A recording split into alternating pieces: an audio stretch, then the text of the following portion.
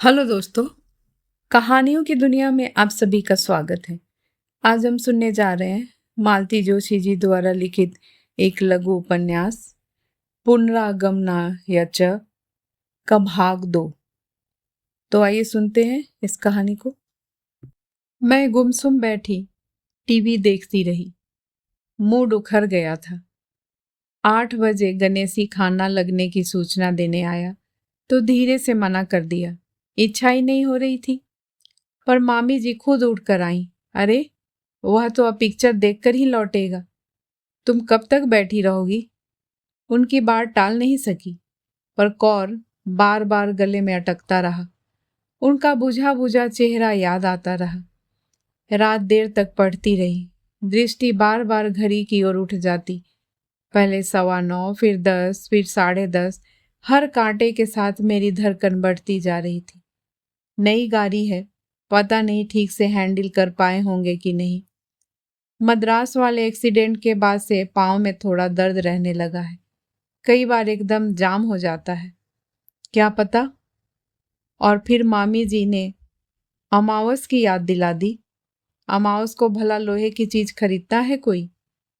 11 बजे के बाद मुझसे नहीं रहा गया। उठकर दिलीप के कमरे तक गई।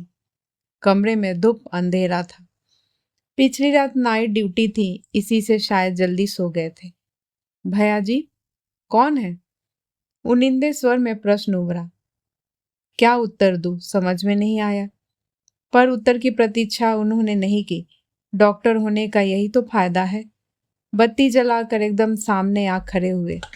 आप? जी। वो बात क्या हुई कि ये अभी तक लौटे नहीं हैं? कहाँ गए हैं? शायद पिक्चर। शायद? उन्होंने व्यंग में दोहराया। फिर बोले, तो इसमें परेशानी क्या है? अभी तो सिर्फ 11 बजे हैं। वह फर्स्ट शो में गए हैं तो बैठ गए होंगे कहीं। वो क्या है कि शाम को जरा अपसेट होकर गए हैं और मैंने उन्हें सारा किस्सा सुना दिया। और आप अब इतनी देर बाद मुझे बता रही हैं? किस बात का इंतजार कर रही थी? उन्होंने कपड़े पहने और खटाखट सीढ़ियां उतर गए। थोड़ी देर बाद स्कूटर स्टार्ट होने की आवाज आ गई। मैं धम से वहीं उनके दरवाजे पर बैठ गई। सच तो है, इतनी देर तक किस चीज का इंतजार करती रही मैं? बहुत देर बाद किसी ने कहा, आपके श्रीमान जी को पार्क से पकड़ कर लाया हूं, जाइए उन्हें खाना खिलाइए। मैं नीचे उतरी, तब तक ये खाना खुद ही ले चुके थे। मैं चुपचाप एक कुर्सी खींच कर बैठ गई। दिलीप को नाहक परेशान क्यों किया? क्या उत्तर देती? कैसे कहती कि इतनी सी देर में मैं आशंकाओं का कितना बड़ा बियाबान झेल चुकी हूं। भयानक संभावनाओं ने मेरे मन को इस बीच किस बुरी तरह से मथ डाला है। कह भी देती तो क्या कोई विश्वास करता? स्वयं मुझे भी तो विश्वास नहीं हो रहा। इन्हें 10-15 दिनों की ट्रेनिंग के लिए जयपुर जाना था। बोले, यहाँ अकेले रह लोगी?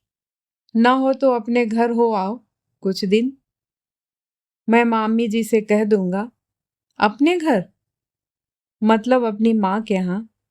शादी के बाद माँ का घर अपना कहाँ रह जाता है। वह चुप हो गए। मैंने भी फिर कहा, कहीं भी रहूं मुझे कोई फर्क नहीं पड़ता।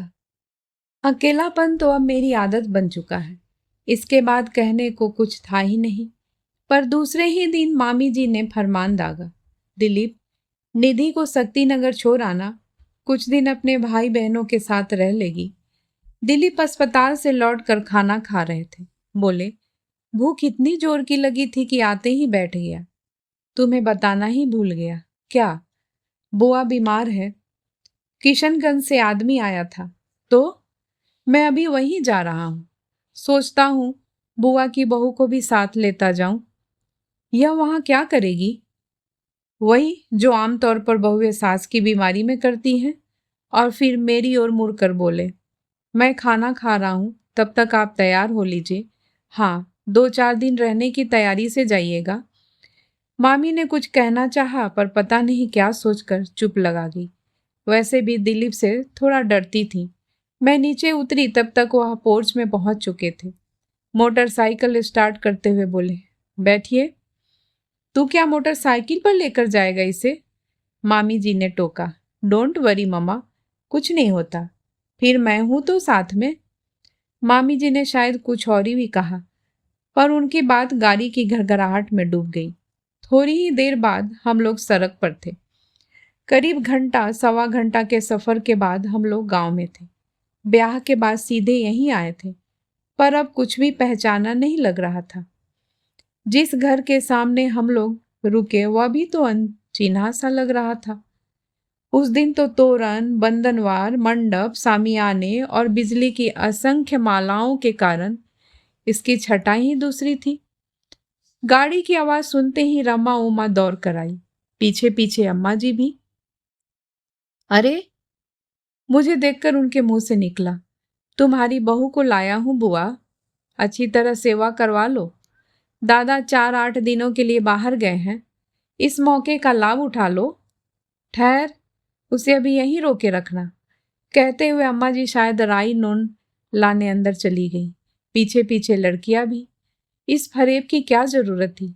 मैंने दबी जवान से मगर सख्त लहजे से कहा। मैं वैसी भी चली आती। फरेब आपके लिए नहीं, मम्मी के लिए किया था। आखिर इस बेचारी का भी तो कुछ हक बनता है। कुछ देर बोल बतिया कर दिलीप वापिस हो लिए। मुझे लगा जैसे सुनसान जंगल में मुझे अकेला छोड़ गए हों। अपनी ससुराल में वह पहला दिन बेहद तनाव में गुजरा, पर धीरे धीरे पता चल गया कि यह दूरी गलतफहमियों के कारण है। जिसे मैं उपेक्षा समझ रही थी वह उनका संकोच था। शादी इतने अप्रत्याशित ढंग से हुई थी कि उन्हें अपनी राय बताने का समय ही न मिला, और उसके बाद मैं मामा जी के यहाँ ही रही। इसी से कुछ नाराजगी भी थी, पर एक बार अच्छी तरह परिचय हो जाने के बाद कोई व्यवधान न रहा। रामा उमा तो ऐसे घुल मिल गई कि लगा जैसे सुधी ही दो रूपों में बट गई हो। पर सुधी इन दिनों कितनी दूर की चीज लग रही थी। प्यार तो मामी जी भी बहुत करती थी, पर इनके प्यार में एक रौब, एक अनुशासन था। अम्मा जी का प्यार एकदम निश्चल सरल था। उन्होंने मुझे पता नहीं लगने दिया कि शादी के बारे में उनकी प्रतिक्रिया क्या थी। 2-4 बार मैंने लक्ष्य किया कि वह गौर से मुझे देख रही हैं। एक बार जब उनका यूं घूरना पकड़ाई में आ गया, तब भेद भरे अंदाज में धीरे से पूछा, कुछ है? मैंने सिर झुका लिया। शायद इसे उन्होंने नारी सुलभ लज्जा समझा हो, क्योंकि मैंने कनखियों से देखा कि प्रसन्नता से उनका चेहरा खिल उठा और वह इष्ट देव को बार बार सिर नवा रही हैं। ये ट्रेनिंग से लौटे तो शाम को स्कूटर उठाकर सीधे गांव आ पहुंचे। इनके पहुंचते ही घर में जैसे एक हंगामा सा हो गया। अम्मा जी बाहर ओसारे में खड़ी किसी से बतिया रही थी।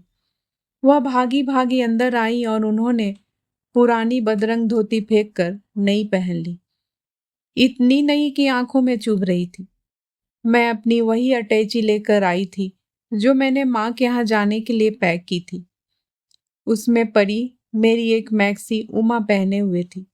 भैया को देखते ही वह हड़बड़ा कर कमरे में घुस गई थी और कपड़े बदल कर ही बाहर निकली।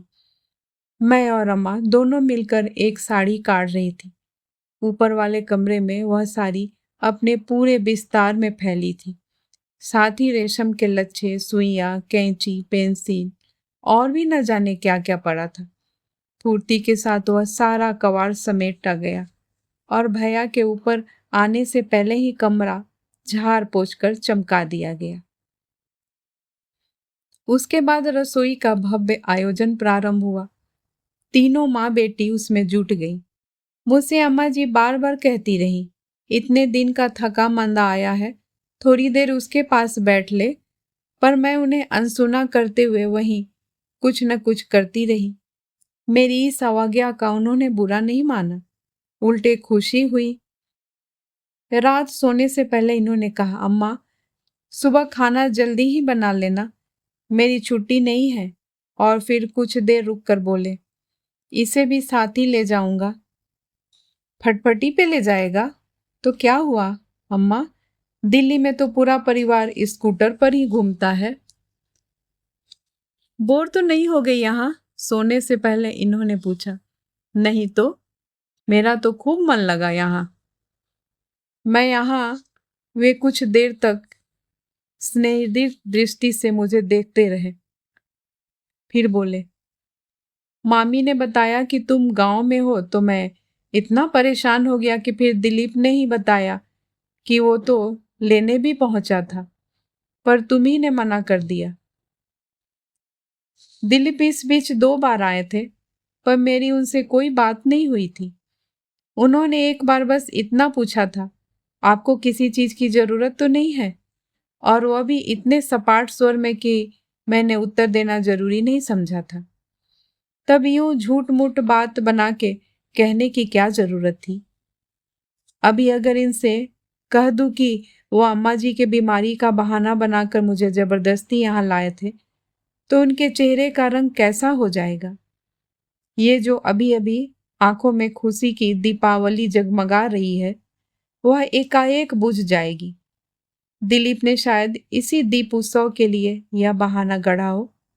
मुझे मालूम है, दिलीप जितनी मुझसे नफरत करते हैं, उतना ही अपने इस निरीह भाई से स्नेह भी। गांव से लौटने के बाद कितने ही दिन तक मन उन्हीं यादों में खोया रहा। अम्मा जी का निश्चल प्यार, रमा उमा का चुहलबाजी और सबसे ज्यादा इनका गृह स्वामी का रूप याद आता था। माथा ऊंचा करके चलने के से मनुष्य का व्यक्तित्व कितना बदल जाता है। बंगले के 4 दीवारी में प्रवेश करते ही उनका वह रूप जाने कहाँ खो गया, और वो पहले की तरह मन में करुणा और कभी जुगुरुत जगाने लगे। यह आपका पत्र है। मैं छत पर सूखते कपड़ों को तह कर रही थी कि दिलीप ने आकर एक पत्र पकड़ा दिया। मैंने लिफाफा उलट पलट करके देखा। अक्षर पहचाने से नहीं थे। पता भी माँ के घर का था। कौन दे गया? भैया का पत्र है। भैया? दीपक भैया का। मद्रास भैया का सामान लाने गया था, उसमें मिला है। लेकिन आप तो चंडीगढ़ गए थे। हाँ, मम्मी पापा को यही बताया है, लेकिन मैं मद्रास गया था। कंपनी का फ्लैट खाली करना था। सामान फिलहाल मैंने अपने कमरे में रख दिया है। आप भी मम्मी से जिक्र न कीजिएगा। यह पत्र यह मेज की दराज में मिला था। मैं तो इसे वहीं नष्ट कर डालता, पर फिर सोचा यह तो मरने वाले के साथ अन्याय होगा। जिसके नाम यह लिखा गया उसे ही यह अधिकार है कि अब इसे पढ़े या फाड़ कर फेंक दे। पत्र को हृदय से लगाए मैं देर तक वहीं खड़ी रह गई। यह वही पत्र था जिसकी मुझे इतनी आतुरता से प्रतीक्षा थी। यह मुझे मिलने वाला मेरे जीवन का पहला और शायद अंतिम प्रेम पत्र था। बेचारे लिख तो गए थे, पर डाक से डालने से पहले ही अनंत में विलीन हो गए थे। यह तो कहो कि समय पर दिलीप जी का विवेक जाग गया, नहीं तो कितना कुछ अनकहा ही रह जाता। पत्र को बार बार चूमती हुई मैं भीतर आ गई। कमरे को अच्छी तरह से बंद करके मैंने कांपते हाथों से वह लिफाफा खोला। बहुत संक्षिप्त सा पत्र था। निधि, प्रिय प्रियतमे, कुछ भी नहीं, सिर्फ निधि। बहुत दिनों से लिखने की सोच रहा हूं, आज आखिर निश्चय कर ही डाला। वैसे आते हुए मैं मम्मी को संकेत दे ही आया था, पर तुम्हें बता देना भी अपना कर्तव्य समझता हूँ। 2 साल पश्चिम में रहकर आया हूँ। वहां का माहौल ही कुछ ऐसा है कि नारी की अनावृत देह मेरे लिए अब अचंभे की वस्तु नहीं रह गई है। पर वहां रहते हुए अपने लिए हमेशा मैंने एक भारतीय बहू की कामना की है। ऐसी लड़की जो संकोच और शील की प्रतिमूर्ति हो, लज्जा जिसका आभूषण हो। तुम्हें देखकर लगा था कि मेरा सपना साकार हो गया है, पर तुमने जिस सहजता से अपने आप को मुझे सौंप दिया था, उससे लगा कि भारत भी अब बहुत प्रगतिशील हो गया है, या कि हो सकता है तुम्हारे ही संस्कारों में कहीं खोट हो। बहरहाल यह विवाह मेरे लिए असंभव है, क्योंकि यह बात बार बार मेरे मन में आती रहेगी कि क्या सचमुच मैं वही पहला व्यक्ति था। तुम सुंदर हो, स्मार्ट हो, दूसरा पति ढूंढने में तुम्हें ज्यादा दिक्कत नहीं होगी, ऐसी आशा है। क्षमा। एक एक अक्षर जहर की तरह मन में रिश्ता चला गया और मेरा सारा अस्तित्व पके फोड़े सा टीस उठा। लगा कि मैं अंधकार के सागर में डुबकियां खा रही हूं। दम घुटा सा जा रहा है और मृत्यु के पल नजदीक आते जा रहे हैं। लगा कि कोई घन मार मार कर मेरी गुड़ामुड़ी संवेदना को समतल करने की चेष्टा कर रहा है। लगा कि किसी ने मुझे ऊंचे पर्वत से ढकेल दिया है और अब आवाज लगा रहा है, निधि, निधि, निधि।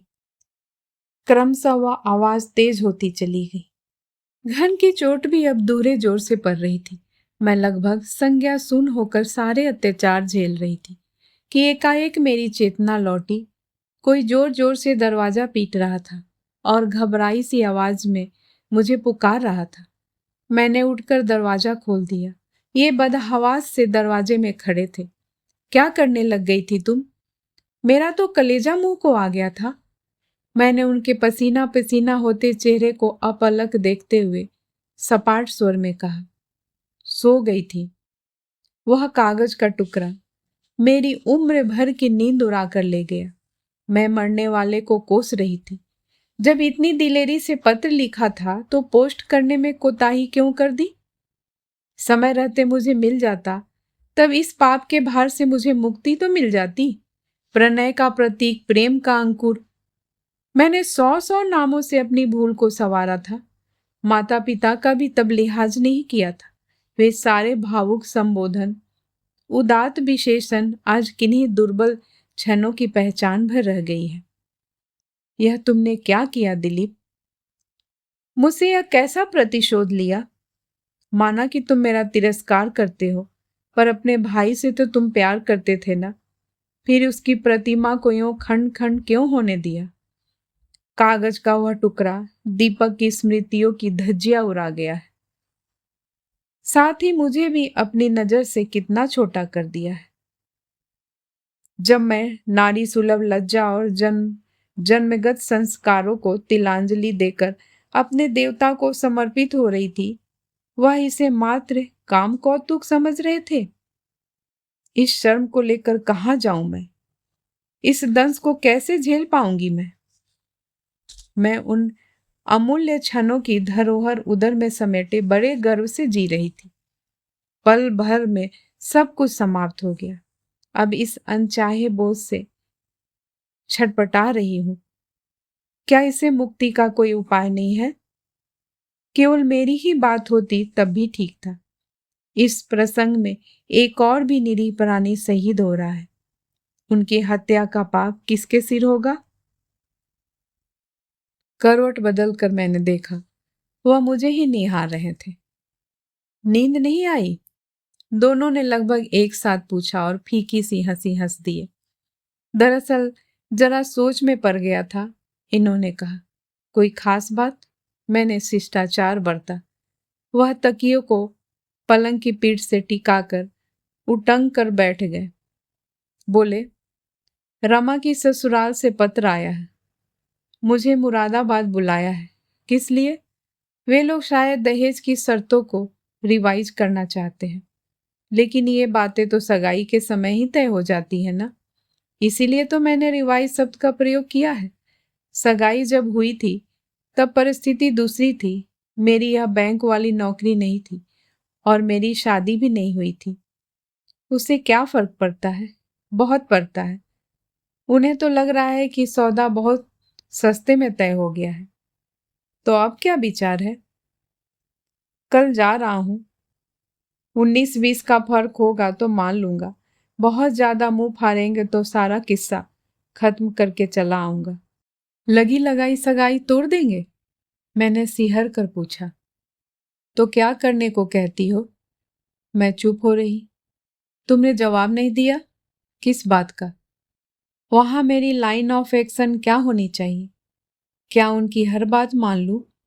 अगर एक आध खेत बेचना पड़े तो तुम्हें एतराज तो ना होगा? यह तो अम्मा जी से पूछिए, मैं क्या कहूं? अम्मा से तो खैर पूछना ही है, पर तुम भी तो पत्नी हो मेरी, तुम्हारा भी कुछ हक बनता है। रिश्ता लाख अनचाहा हो, इससे तुम्हारे अधिकारों में कोई फर्क नहीं पड़ता। अधिकार? इस घर में मेरा कोई अधिकार होगा, यह कब सोचा था? मैं तो स्वप्न विष्ट सी जी रही थी, और आज वह सपना भी चूर चूर हो गया। उसकी किरचें मेरे मन मस्तिष्क को छलनी कर रही थी। सारी शाम उस टीस को, उस दर्द को मन ही मन पिया था मैंने। वह सारा संचित रोष अब एकाएक सतह पर आकर मुझे मथने लगा। पत्नी हूं यह तो सुन लिया, मैंने कसैले स्वर में कहा, पर पत्नी को लेकर दूसरों के दरवाजे पर कब तक पड़े रहेंगे, यह तो बतलाइए। वह चकित से मुझे देखते रह गए, फिर धीरे से बोले, कहाँ रहना चाहती हो? जिन लोगों के पास मामा जी की इतनी बड़ी कोठी नहीं होती, उन लोगों की बीवियां कहाँ रहती हैं? वे घर में रहती हैं। 2 या 3 कमरों का छोटा सा घर होता है, वह बंगला नहीं होता। यहाँ भी तो एक कमरे में गुजारा कर रही हूँ, और वह भी मेरा कितना अपना है। निधि, यह एकाएक गंभीर हो उठे। तुमसे किसी ने कुछ कहा है? क्या कहने तक इंतजार करेंगे?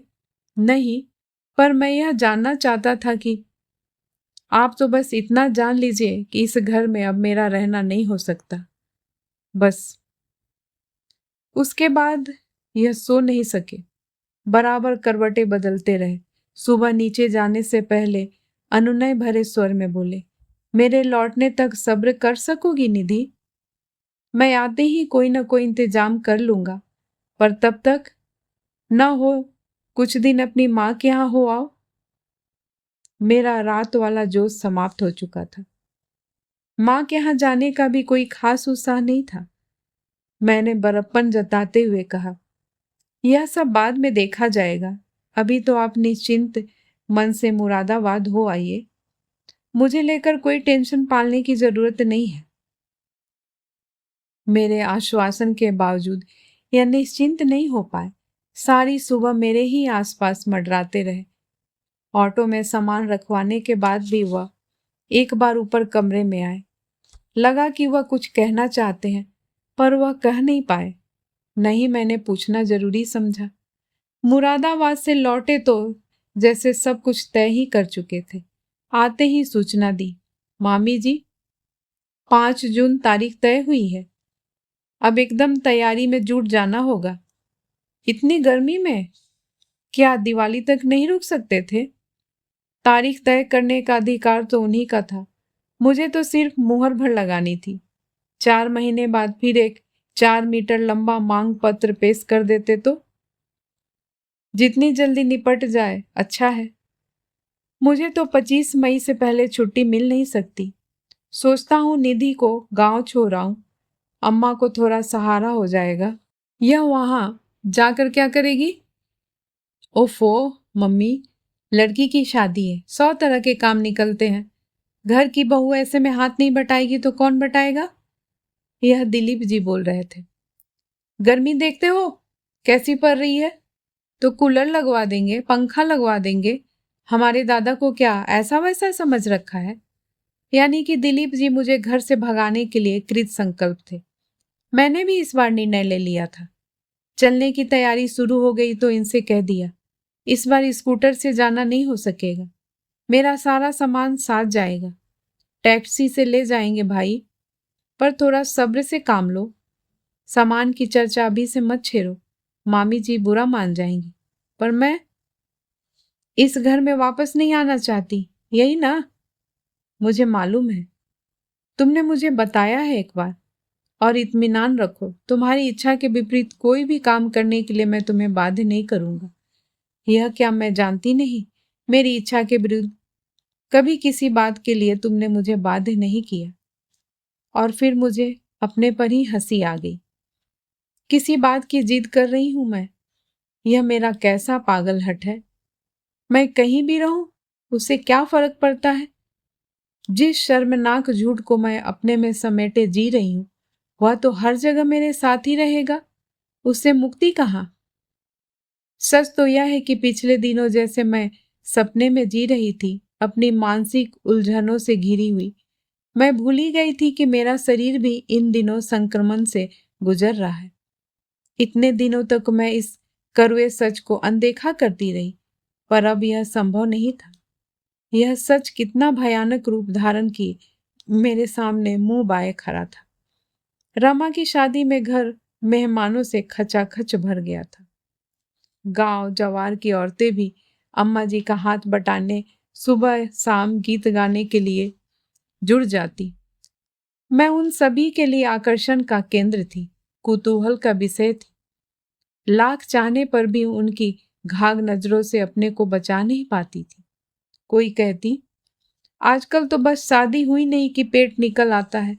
अरे तो इसमें अचरज क्या है? दूसरी कहती, अब कोई लड़कियां ब्याही जाती है, पूरी औरत होती है, आधी उम्र तो माँ बाप के घर ही बिता कर आती है।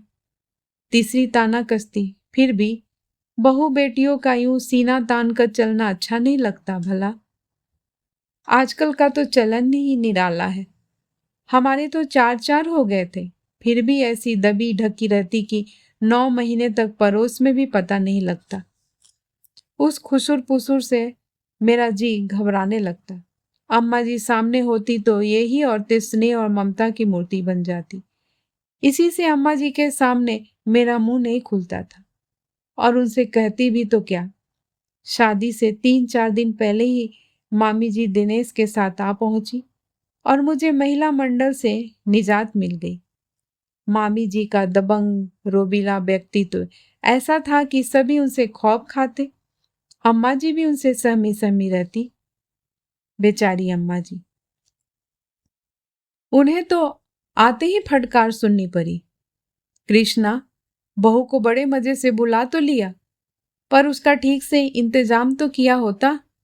1 इंच भर जगह कहीं ऐसा नहीं है जहां वह घड़ी भर को कमर सीधा कर सके। घर भट्टी सा तप रहा है, सो अलग।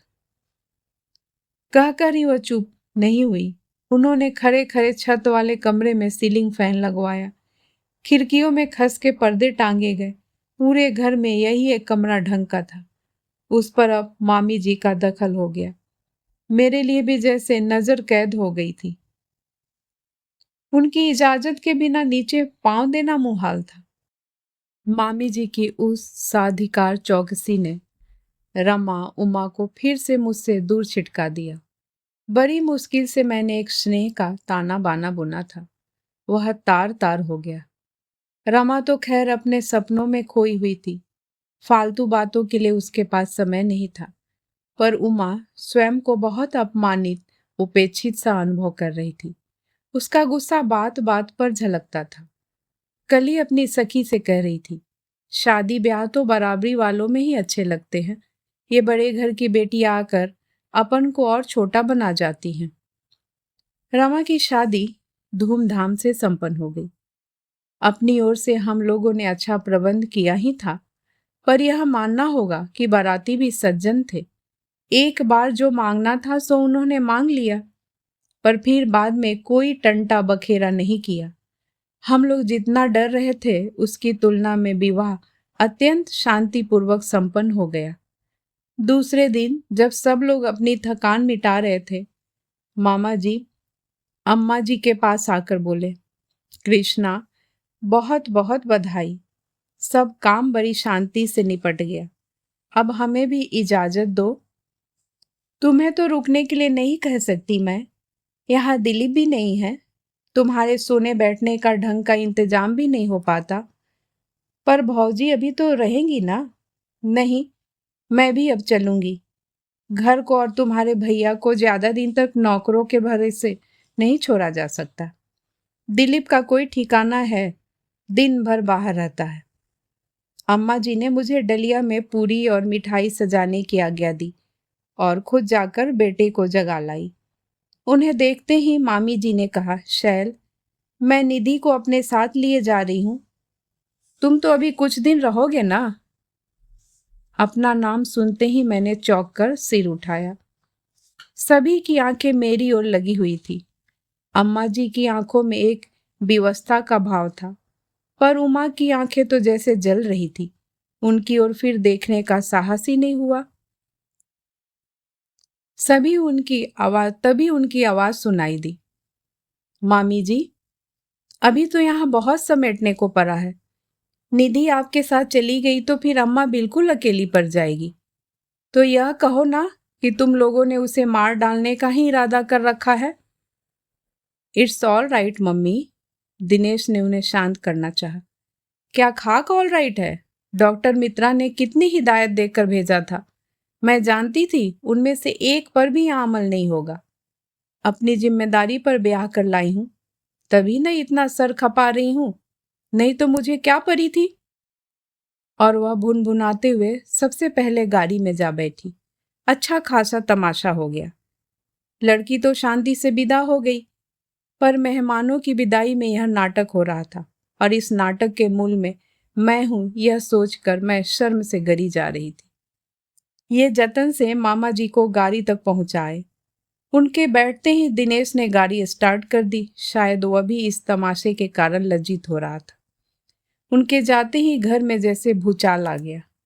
अम्मा जी ने करुण स्वर में और उमा ने कठोर शब्दों में कैफियत तलब की कि जब वे लोग ले जा रहे थे तो निधि को जानने क्यों नहीं दिया?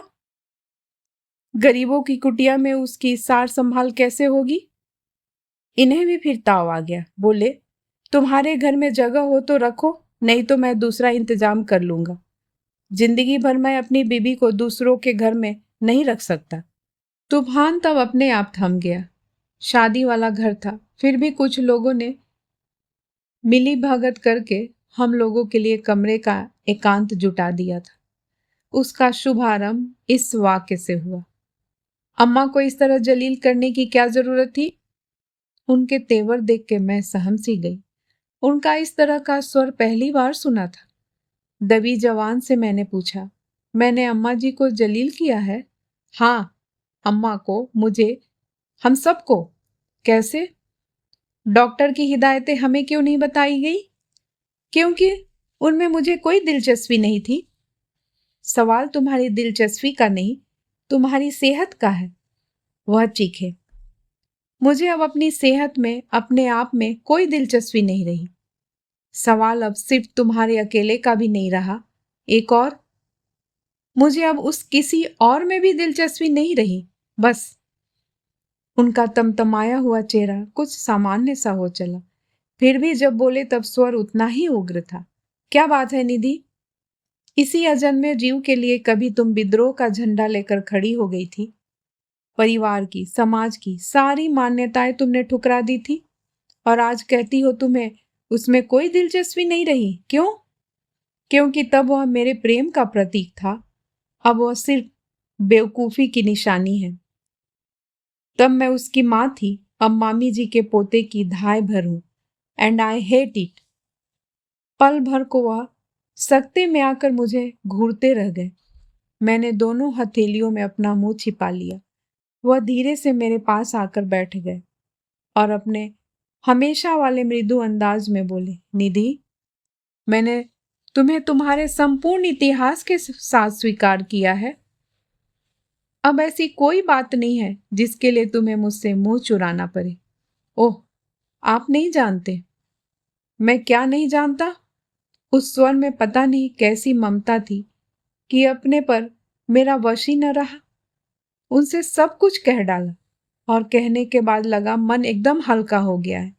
इतने दिनों मन में जैसे ज्वालामुखी धधक रहा था, वह भी जैसे अब शांत हो गया।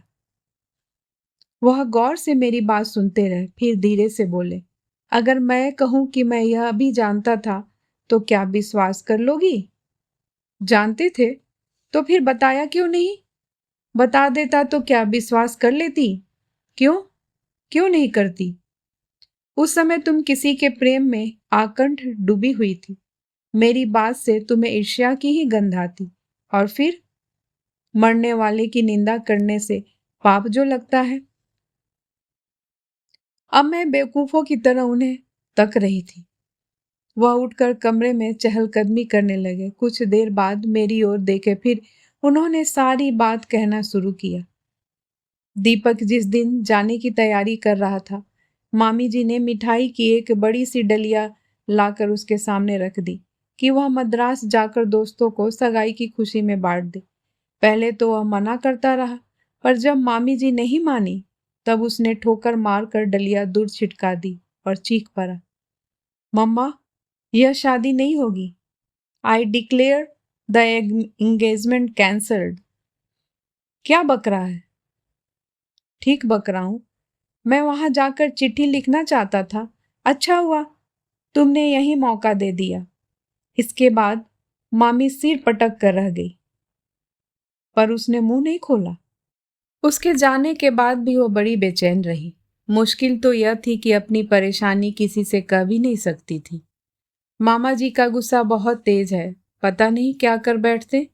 दिलीप छोटा तो है ही, सहन शक्ति भी उसमें नहीं है।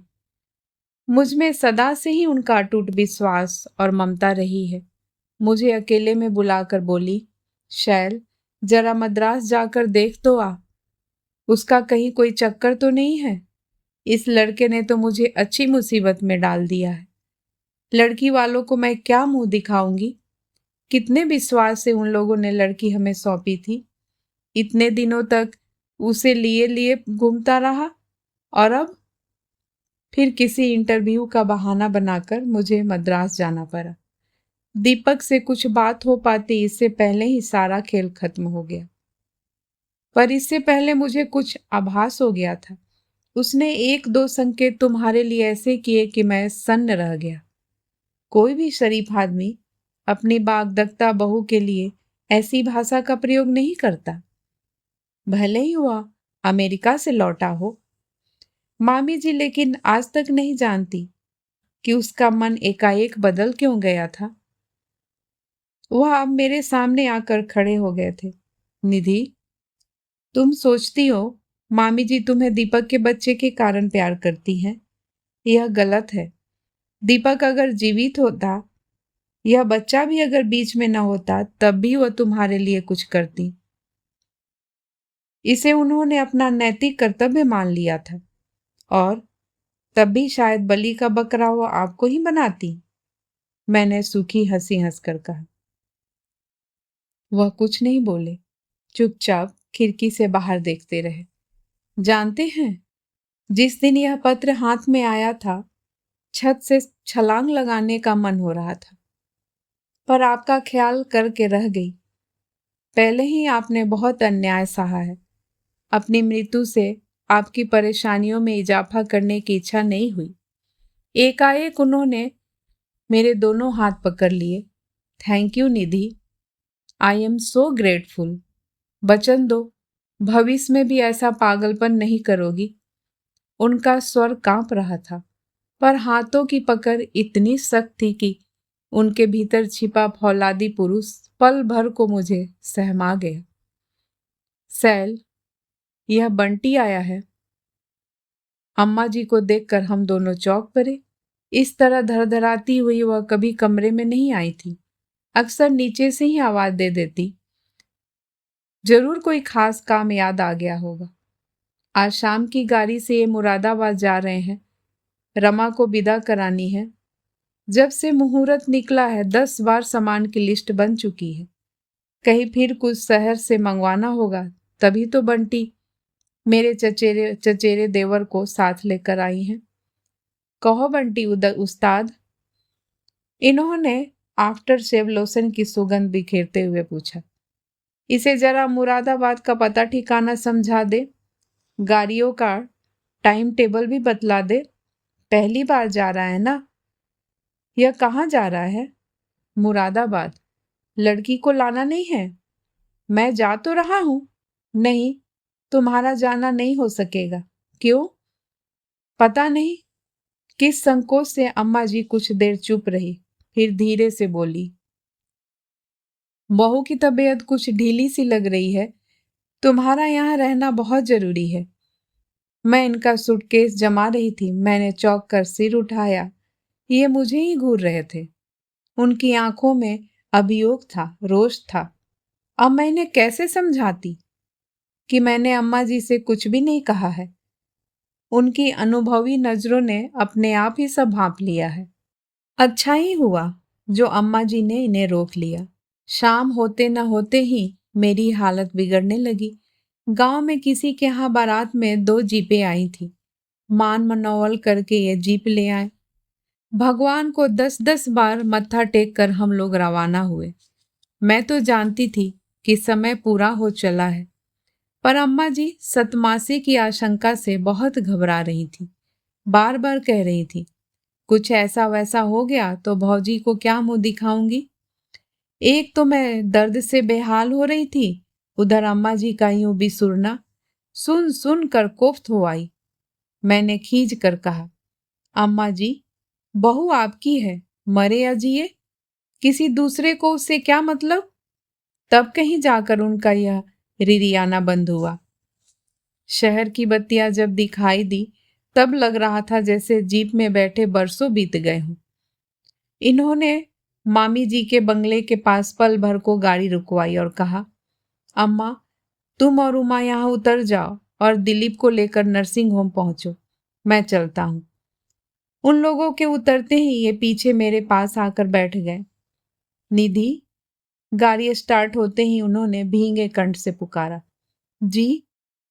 कहते ही दर्द की एक लहर उठी और मेरी संपूर्ण चेतना को चीरती चली गई। पल भर को जैसे सारी दुनिया ही अंधेरे में डूब गई।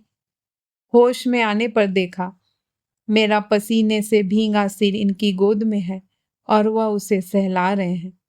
अस्पताल कब आएगा? मैंने क्षीण स्वर में पूछा। बस आ ही गया समझो। और थोड़ी ही देर में हम नर्सिंग होम में थे। वह परिचित इमारत मुझे धुंधली सी लग रही थी। सारा संसार ही अधर में तैरता सा लग रहा था। इन्होंने सहारा देकर मुझे धीरे से उतारा और बहुत आहिस्ता आहिस्ता लाउंज में ले आए। खबर लगते ही 2 सिस्टर्स दौड़ी चली आई और उन्होंने मुझे अपने संरक्षण में ले लिया। वह मेरे पीछे पीछे सारा कॉरिडोर पार करके आ पहुंचे। फिर एक कमरे के सामने रुककर सिस्टर ने जब शहद घुली आवाज में कहा, बस अब इसके आगे नहीं, तो सहम कर वह पीछे हट गए। दरवाजा बंद होने से पहले मैंने उन्हें देखा। उनका चेहरा भीड़ में खोए बच्चे की तरह सहमा सहमा सा था। एक बार कुशल हाथों में पहुंच जाने के बाद मुझे निश्चिंत हो जाना चाहिए था, पर वहां का वातावरण ही कुछ ऐसा था कि घबराहट कम होने के बजाय बढ़ती ही गई। पिछले 2 बार के चेकअप में डॉक्टर ने हल्का सा संकेत दिया था कि बच्चे की पोजीशन थोड़ी गड़बड़ है। घबराने की कोई बात नहीं थी, पर उन्होंने उठने बैठने और लेटने के तरीकों के संबंध में कई निर्देश दिए थे। सीढ़ियाँ चढ़ने उतरने के लिए, भारी चीज उठाने के लिए, कुछ खास चीजें खाने के लिए मना किया था। खासकर घी से परहेज बताया था। पर आने वाले के प्रति मैं ऐसे विद्वेष से भर उठी थी कि मैंने हर काम वही किया जिसके लिए मुझे मना कर दिया गया था। एक अजीब सी जिद मुझ पर सवार थी और मैं निरंतर उस अजन्मे शिशु की मृत्यु की कामना कर रही थी, क्योंकि मुझे मालूम था कि एक बार वह मेरी गोद में आ गया तो जबरदस्ती मेरी ममता छीन लेगा। यहाँ आने के बाद अपना वह जुनून 100 गुना होकर मुझे डराने लगा था, क्योंकि मेरा हंसकर स्वागत करने वाली सिस्टर अब गंभीर लग रही थी। हमेशा चहकने वाली डॉक्टर मित्रा भी बदहवास सी थी। वह 2-4 बार बाहर जाकर किसी को फोन भी कर चुकी थी। फिर धीरे धीरे मेरी टेबल के पास अजीब से मानवीय आकार इकट्ठा होने लगे। सिर पर चपटी टोपियां और चेहरे ढके हुए, लगा जैसे यमदूत है ये। वह तेज रोशनी, वे चमकते औजार, वे अजनबी चेहरे, मुझे लगा जैसे डर से ही मेरा दम निकल जाएगा। भाभी, डरना नहीं, मैं हूं यहाँ। मैंने चौंक कर देखा। हाँ, यह दिलीप थे। उन आंखों में आज प्रतिहिंसा का भाव नहीं था। फिर भी मैं पहचान गई कि वह दिलीप थे। भाभी? उन्होंने मुझे भाभी कहा था। पहली बार इस नाम से पुकारा था। इस बात की खुशी इतनी अधिक थी कि उसमें मेरी सारी लाज शर्म डूब गई। भैया जी, मेरा ऑपरेशन होगा? हाँ, बस छोटा सा। आपको पता नहीं चलेगा। मुझे बेहोश करेंगे? हाँ, बस थोड़ी सी देर को। आप घबराना नहीं। अरे वह नहीं घबराती। सी इज अ ब्रेव लेडी। यह आवाज डॉक्टर मित्रा की थी। आप उनके मियाँ को देखते, डिक्लेरेशन लिखते हुए क्या बुरी तरह कांप रहे थे। भैया जी। हाँ भाभी। क्या ये बहुत नर्वस हो रहे हैं? अरे बस कुछ ना पूछिए, उन्हें समझाने में ही तो इतनी देर लग गई। भाभी, नाउ बी ब्रेव। और वह मेरे कानों के पास झुकाए। याद रखिए, आपको वापस आना है। दादा आपकी राह देखेंगे। He will be waiting for you. You will have to come back. Now please doctor. किसी ने गंभीर स्वर में चेतावनी दी। सॉरी, दिलीप ने कहा और पीछे हट गए। कमरे में पल भर को नीरवता छा गई। लगा जैसे सब लोग सांस रोककर मेरी मृत्यु की प्रतीक्षा कर रहे हैं। लेकिन वह नहीं जानते बाहर कोई मेरी प्रतीक्षा कर रहा है। मुझे वापस आना ही होगा। I shall come back. I shall have to come back.